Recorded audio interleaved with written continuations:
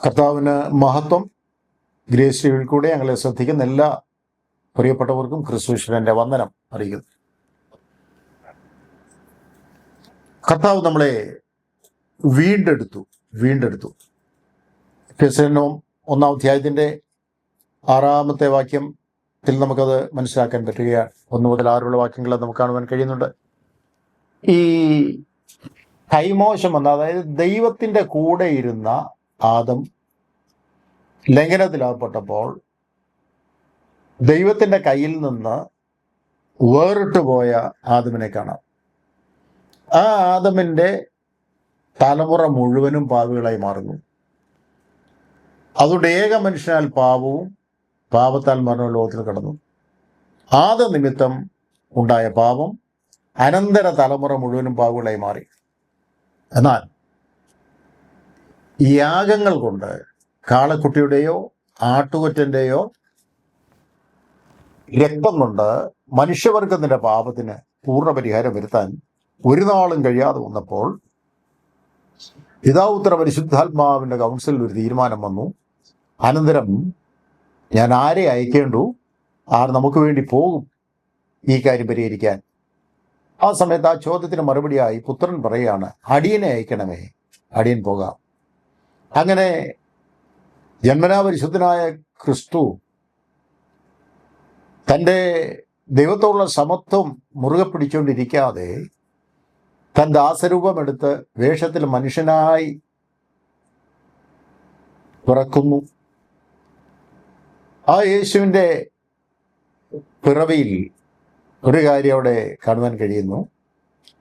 ഒരു വീണ്ടെടുപ്പിൻ പദ്ധതി ഒരുക്കിക്കൊണ്ട് എന്നേക്കുമായി നഷ്ടപ്പെട്ടു പോയ മനുഷ്യവർഗത്തെ വീണ്ടെടുക്കാൻ വേണ്ടി വേറെ ആർക്കും സഹായിക്കാൻ കഴിയാത്തതായ, വേറെ ഒരു മാധ്യമങ്ങളില്ലാതിരിക്കുമ്പോൾ കർത്താവായ യേശു ക്രിസ്തു തന്നെ നമുക്ക് വേണ്ടി വെളിപ്പെടുകയാണ്.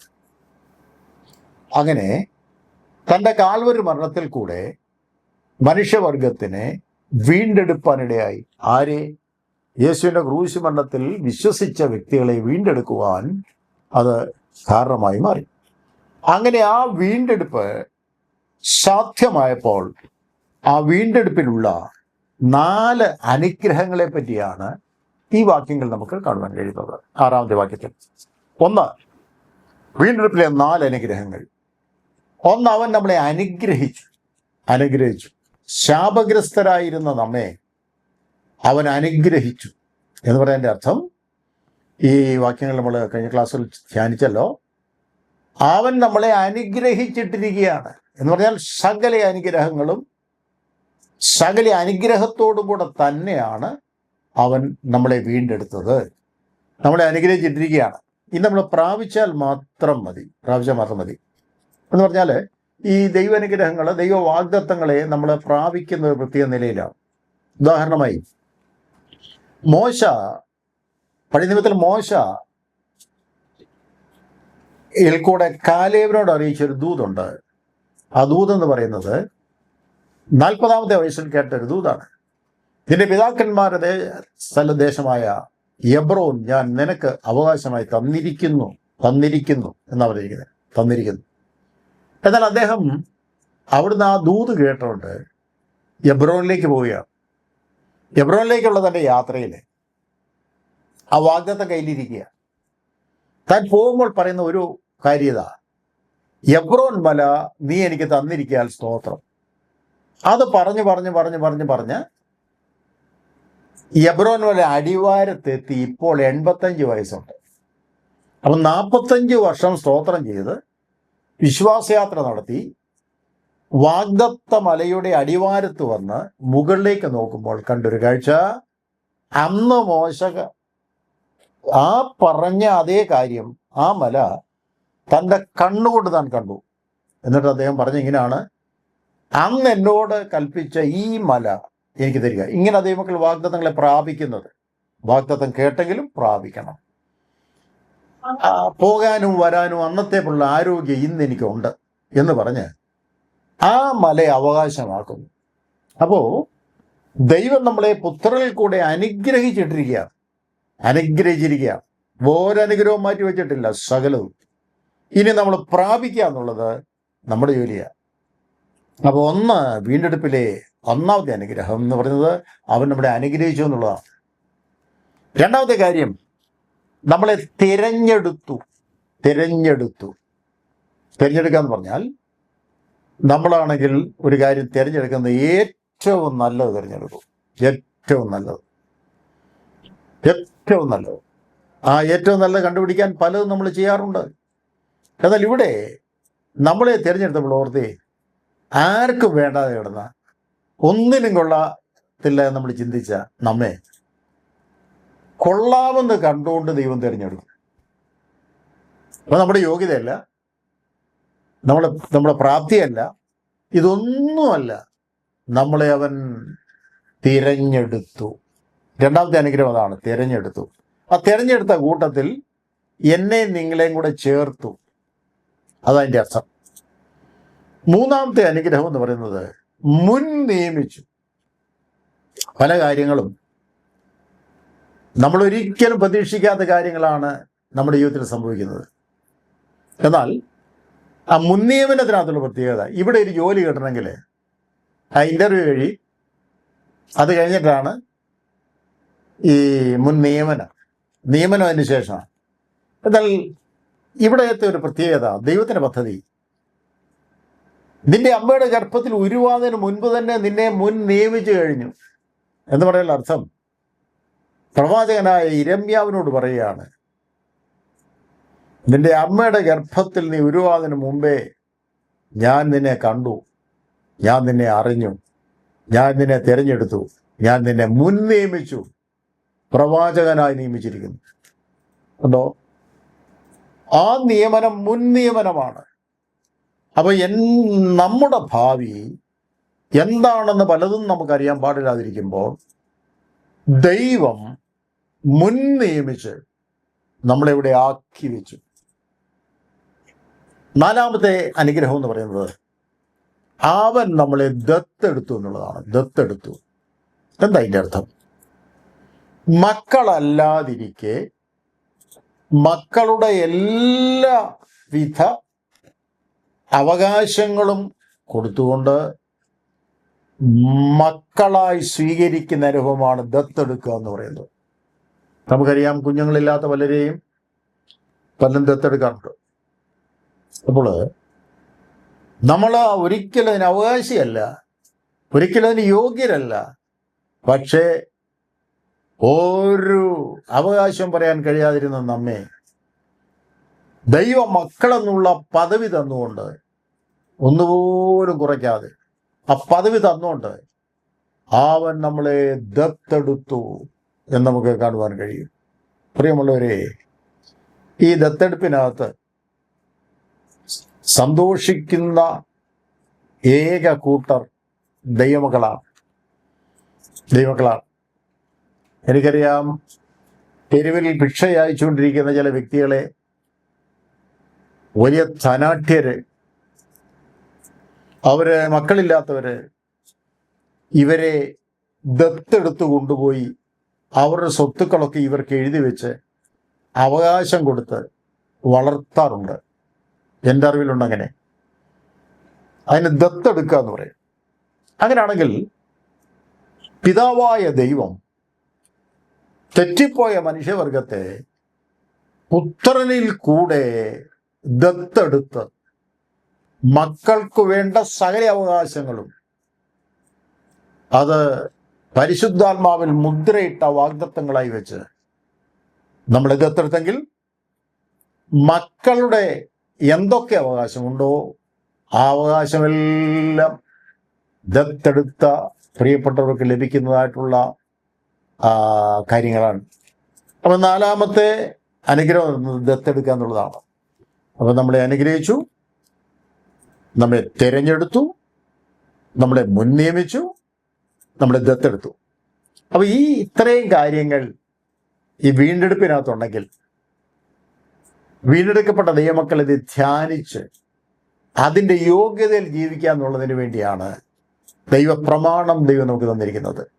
അപ്പോൾ ദൈവപ്രമാണത്തിനകത്ത് ഉറച്ചു നിന്നുകൊണ്ട് ദൈവകൽപ്പന പ്രകാരം ജീവിപ്പാനായിട്ട് സമർപ്പിക്കപ്പെടുന്ന ഒരു ദൈവവേദലിന് ഈ 4 കാര്യങ്ങളും ആസ്വദിക്കാനുള്ളതാണ്, അനുഭവിക്കാനുള്ളതാണ്. കാരണം എൻ്റെ പ്രിയമുള്ളവരെ, ഈ വീണ്ടെടുപ്പിനകത്തെ 4 അനുഗ്രഹങ്ങൾ ഒന്നുപോലും വ്യക്തിപരമായി ഞാൻ നിങ്ങൾ നഷ്ടപ്പെടുത്തി കളയാൻ പാടില്ല. അതെല്ലാം നമ്മൾ ആസ്വദിക്കുന്നവരായിരിക്കണം. വീണ്ടെടുക്കപ്പെട്ട ജനത്തിന് വേണ്ടി ദൈവം ക്രമീകരിച്ചു വെച്ചിരിക്കുന്ന ഒരു കാര്യം പോലും തരാതിരിക്കുകയില്ല. എന്ന് പറഞ്ഞാൽ ദൈവത്തിൻ്റെ വീണ്ടെടുക്കപ്പെട്ട ജനത്തിന് വേണ്ടിയുള്ള വാഗ്ദത്തങ്ങൾ അത് എത്രയുണ്ടെങ്കിലും അവനിൽ ഊവെന്നാണ്. എന്ന് പറഞ്ഞാൽ ഒരെണ്ണം പോലും ബാക്കി വെക്കാതെ അത് മുഴുവൻ തന്ന ശേഷമേ ദൈവം നമ്മളെ മാറ്റുകയുള്ളൂ. എന്ന് പറഞ്ഞാൽ മരിക്കുന്നതിന് മുൻപ് ഈ വാഗ്ദത്തങ്ങൾ മുഴുവൻ പൂർത്തിയാക്കി തന്ന ശേഷം മാത്രമേ നമ്മളെ അവനോട് മാറ്റുകയുള്ളൂ.